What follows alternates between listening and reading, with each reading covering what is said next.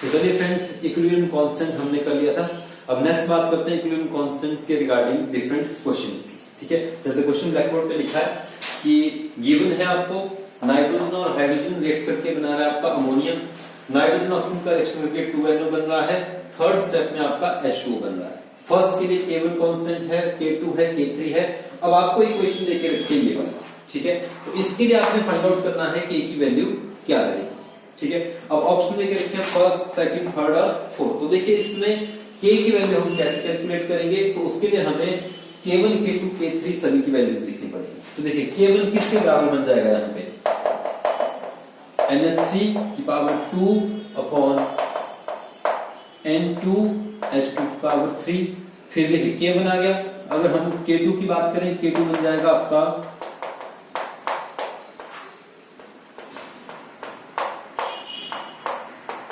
K3 ले लेते हैं, तो K3 बनेगा आपका H2O अपॉन H2 और हाफ ऑफ O। ये आ गई थी। अब फाइंड आउट किसको करना है हमने, K के लिए।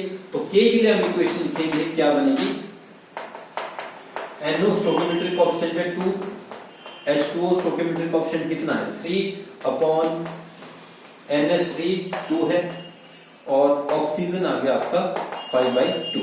अब देखिए यहां पर जो चीजें बनी हैं, जो कंसंट्रेशन टर्म्स में हमने अभी लिखा है, ठीक है, तो उनको फाइंड आउट करना है कि ऊपर से किस इक्वेशन में ये चीजें बनी है। ठीक है, फर्स्ट ऑफ ऑल बात करेंगे NO की, ठीक है। तो NO यहां पे बना है और जिसके लिए रेट कांस्टेंट कौन सा है, K2। ये आ जाएगा आपका, दिस इज K2। H2O किस इक्वेशन में बना है, यहां पर। तो H2O कांस्टेंट कौन सा है, K3।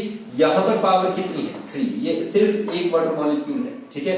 यहां पर कितने बन रहे हैं आपके पास 3, तो इसको लिखेंगे हम कांस्टेंट K3 है, K3 की पावर 3 अपॉन अमोनिया कितने बन रहे हैं 2। तो अमोनिया किसमें 2 अमोनिया फॉर्म हो रहे हैं जब कांस्टेंट कितना है K, ठीक है। अब ऑक्सीजन की बात करें, कहीं पे ऑक्सीजन नहीं बना है, यहां पे ऑक्सीजन सिर्फ कंज्यूम हो रहा है, ठीक है। तो इक्वेशन बन गई K2 इंटू K3 का क्यूब अपॉन K1। तो इसके लिए आंसर कौन सा आया, K2 K3 का क्यूब अपॉन K1। इजी है, ठीक है। कुछ और प्रॉब्लम्स की बात करेंगे, जैसे हम एलिमेंट्री और कॉम्प्लेक्स रिएक्शन की बात करेंगे। एलिमेंट्री स्टेप्स कौन से होते हैं, एलिमेंट्री रिएक्शंस कौन होते हैं जो सिंगल स्टेप में प्रोडक्ट दे देते हैं, और कॉम्प्लेक्स रिएक्शंस कौन होते हैं जो नंबर ऑफ स्टेप्स में इन्वॉल्व होते हैं। फॉर एग्जांपल हमारे पास रिएक्शन A+B जिसके लिए कांस्टेंट की वैल्यू है 2, B आपको दे रहा है C, कांस्टेंट की वैल्यू है मान लीजिए 4, और C दे रहा है आपको D जिसके लिए कांस्टेंट की वैल्यू है मान लीजिए 3, ठीक है। तो हमने फाइंड आउट करना है जब A डायरेक्टली बदलेगा D में, ठीक है, तो K की वैल्यू क्या रहेगी। मान लीजिए ऑप्शन है आपका 6, 12 है, 15 है और 24 है। ये ऑप्शन आपका मान लीजिए 35 है। तो कैसे कैलकुलेट करेंगे, देखिए ये है नंबर ऑफ स्टेप्स, ठीक है। कॉम्प्लेक्स रिएक्शन जब इसको हमने सिंगल स्टेप में देख लिया कि A से डायरेक्टली हम D तक कैसे पहुंचेंगे, तो यहां पर हमने रेट कांस्टेंट में भी बात की थी। अगर नंबर ऑफ स्टेप्स होते हैं तो K को हम कैसे फाइंड आउट करते हैं, K1 into K2 into K3, जितने भी स्टेप्स होंगे। तो K1 की वैल्यू कितनी है आपके पास 2 इंटू 4 इंटू 3, तो ये कितना आ गया आंसर आपका 24। लास्ट टाइम में हमने किया था कि 3 स्टेप्स में हमने देखा था प्रेजेंटेशन ऑफ रिएक्शन, स्टोइकियोमेट्री और नंबर ऑफ स्टेप्स में। तो ये क्वेश्चन का आंसर था आपका नंबर ऑफ स्टेप्स, ठीक है। और क्वेश्चन की बात करें इस तरह की प्रॉब्लम में, जैसे मान लीजिए आपके पास एक क्वेश्चन था हमारे लिए कि रिएक्शन देके रखा आपको N2 plus O2, this is 2NO, rate constant है K, और सेकंड स्टेप में है N2 प्लस O2, ये दे रहा है आपको N, आपसे बैलेंस किया, ठीक है। तो हमने फाइंड आउट करना है ये K1 है और ये K2 है मान लीजिए।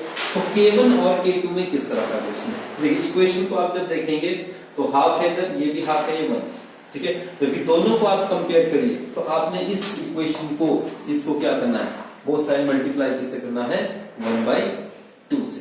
तो जब आप इसको 1/2 से करेंगे तो कितना 1 और कितना आ जाएगा हाफ। तो इसका मतलब है रिलेशन दोनों के बीच में क्या होगा, this K will be equal to K की पावर 1/2। सिंपल है, ठीक है। और क्वेश्चन की बात करें इसमें,